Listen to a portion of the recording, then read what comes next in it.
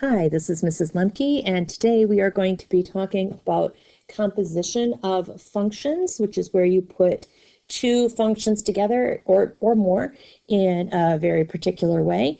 We are going to go through some examples in practice, including some with graphs. There is a little cartoon panel here, which maybe you understand at this point, maybe not, we'll find out.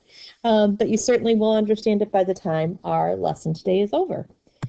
So as a start, we're going to kind of back up a little bit, do a smidge of review to make sure that we're in a good place to introduce this idea. So note here that we have function f, which is a quadratic, and we have g and h, which are linear functions. I ask you to find f at 0. So that means you would substitute 0 in for both of those x's, and you would get the answer of 2. F of -3, you would substitute -3 in for both locations of the x. That would be 9 minus 9 plus 2, which is 2. And f of 4, you're substituting 4 in for the x's. And that is going to give you 30. So what do these have in common? Well, they all use function f. That wasn't really what I was going for. But the idea is that you are plugging in a number and you're getting out a number. So sub in a number and your output is also a number. So what if I had f of t? Well, what would that mean? F of 0, f of -3, f of 4, they all meant to put in that number for the x. So maybe f of t means put in t for x.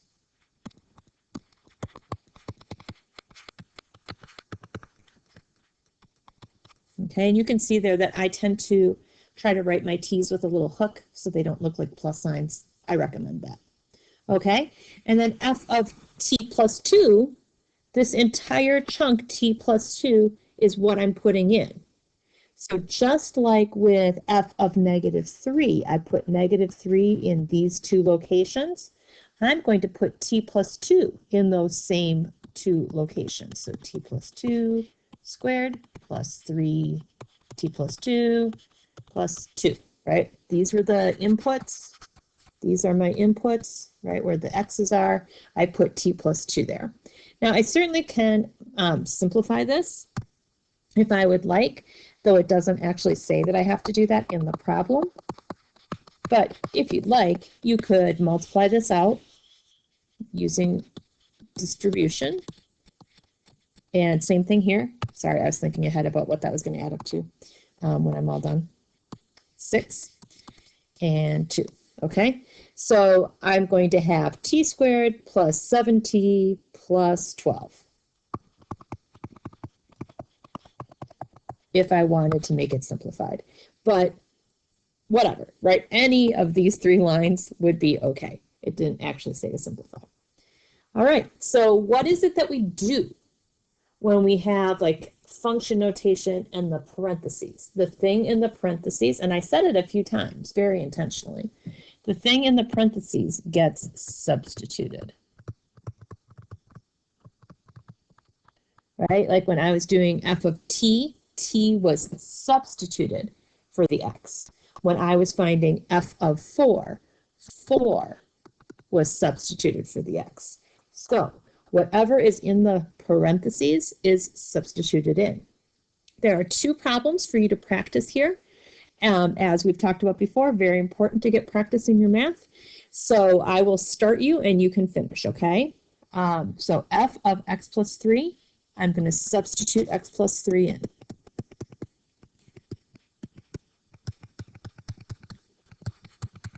Okay, now just for the sake of practice, I am going to ask that you simplify that. In B, I want you to do the same kind of thing. Do your substitution, simplify. Good practice, okay? We're going to do that by having you pause the video and come back. Go ahead and pause.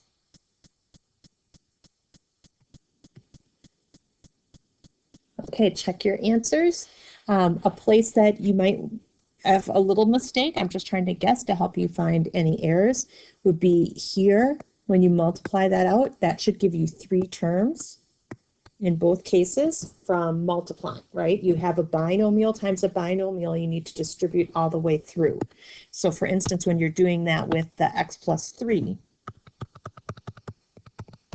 squared, or times itself, you do this, this, this, this, right? There's 4 pieces, and then 2 of those pieces can be combined because they are like terms. And that's how you get the 6x in the middle, okay? So another place where you might have a little bit of a mistake might be here or right here because of sign errors, okay? Otherwise, hopefully you have that correct. If not, pause the video again right now so you can study what I did and find your mistake, okay? That's an important thing too. It's good to practice, and it's really good if you get your practice wrong to figure out why. Let's do these two together. All right, so we have the inner function of negative 2x. That's going to be substituted into my outer function of f. So negative 2x squared minus 6 times negative 2x plus 2. Okay, every place here that there's an x, I'm going to substitute in that negative 2x. That might seem kind of confusing because it just is. If so, try writing f of x with just blanks instead of x's. And then take this inner function and fill it in. Fill in the blanks. That's what you're doing, okay? So here we could simplify this if we would like. Watch your signs, okay? On the next one, we have x squared, and we're going to substitute that in to function f. I'm going to look at this version. I like that. Okay, so I'd have something squared minus 6 times my input plus 2. So input squared minus 6 times input plus 2. And my input is x squared. And then I can tidy that up.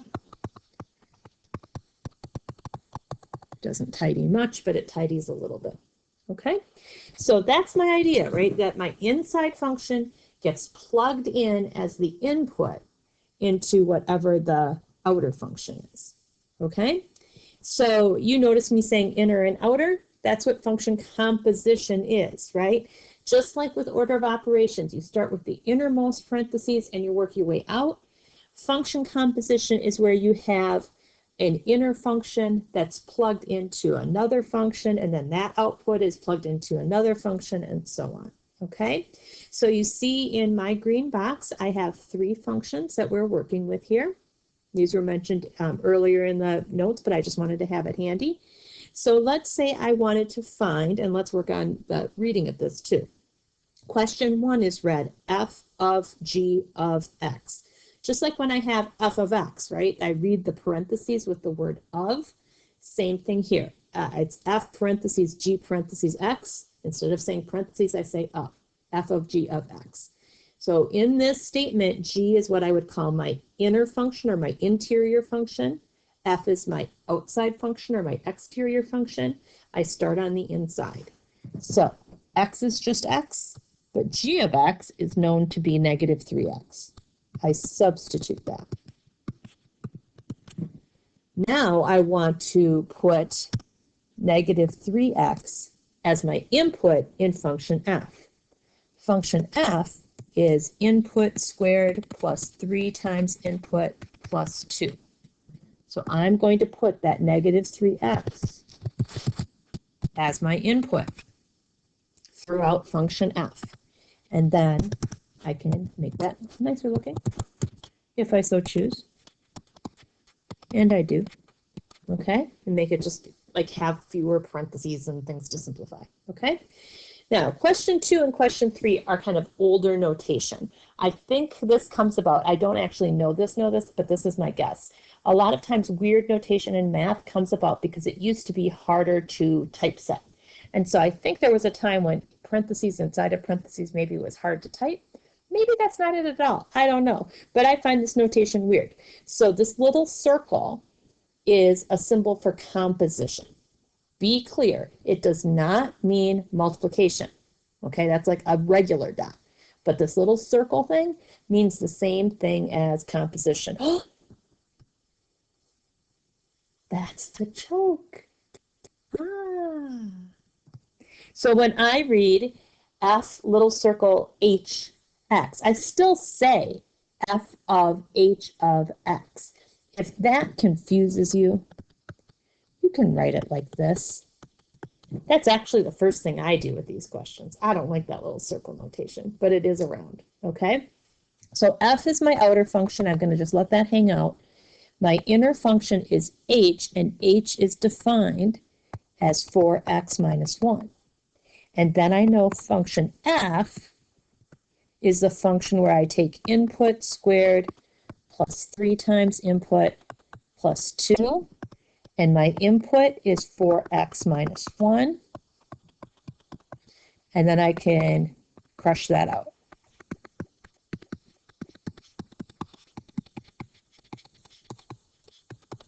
Okay, and combine like terms. Yeah, okay, cool. Now, the next question is the same type of question, except it this time says h of g of x. So I would write that like so, without using the composition symbol. And then we're going to take function g and put it into function h. Function g is negative 3x. Function h says 4 times input minus 1.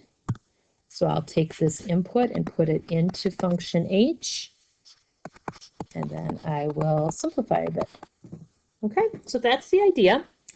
I'd like you to pause the video, and with these 3 functions, a, b, and c, I'd like you to try these next 4 questions. We will do the rest of the questions together, but I want you to try 4, 5, 6, and 7 on your own. Pause the video.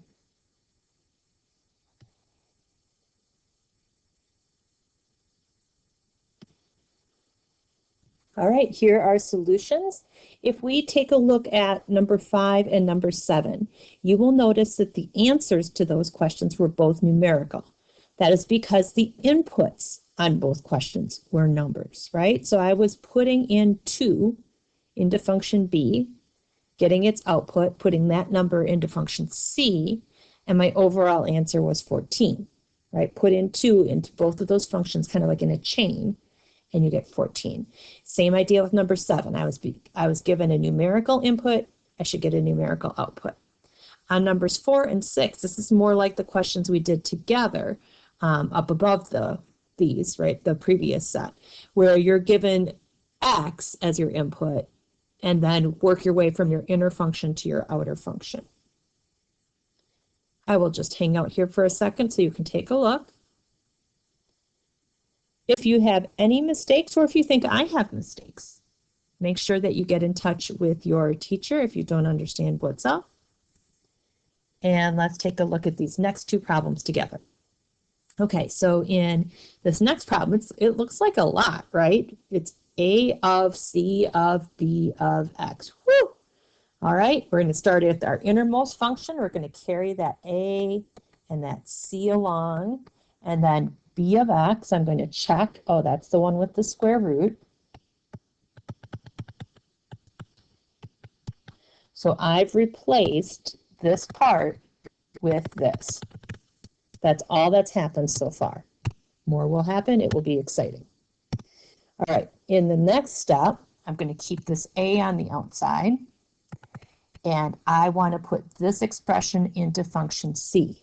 Function c is the squaring function. So I want to have this input in my squaring function, right? So I've replaced the c with this square, because that's what c does. C squares things. Then I'm going to have, I'm going to take a little baby step and simplify this. I have a square root squared. Those are inverse operations, so I could just have 9x minus 4. And then function a is the function that does 3 times input cubed plus 5. And my input is 9x minus 4. Now, you certainly could simplify this. I personally am not going to, because taking 9x minus 4 times 9x minus 4 times 9x minus 4 doesn't sound that fun to me. So I'm going to leave it like it is. Okay? All right, number 9. Now we are doing composition problems, but these are utilizing some graphs. So this first guy, I'm going to borrow some space up here and say that that is the same as f of g of 6. I'm going to start with my innermost parentheses and find what the function value of g is at 6. I am making a small assumption that these are boxes counting by ones. And so that would mean that this is 6, and g of 6 appears to be at -2. So this whole part of the expression meant -2. Now I'm going to go over to graph F. I have to make sure I'm looking at the proper graph. At graph F, look at -2 as an input. Find out what the output is. That output appears to be at y equals 2. So 2 is my final answer there. If you want to test yourself, I would recommend pausing right now. The next question is similar to what we just did. Won't require that you pause, but if you wanted to check yourself, it'd be a good one to check on. Okay, the next question does say that I'm going to start with f, right? Remember, I start with the innermost function and work my way out through the parentheses. So I'm going to start over on my graph for f, and I'm going to find 6. Oh, heavens. This is very hard to do with bifocals. You guys should look forward to being 60.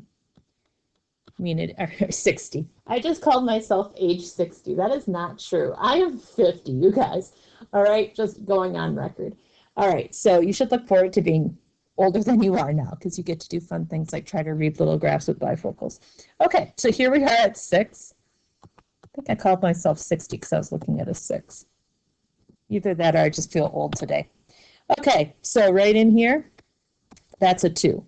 Okay, at 6, the output value was 2, and I now need to find g of 2, and that's easy. Even with the tricky glasses, guys, at 2, that guy is equal to 0. Ba-boom. All right, so that's our lesson on composition. Thanks for hanging out with me. See you soon, I hope.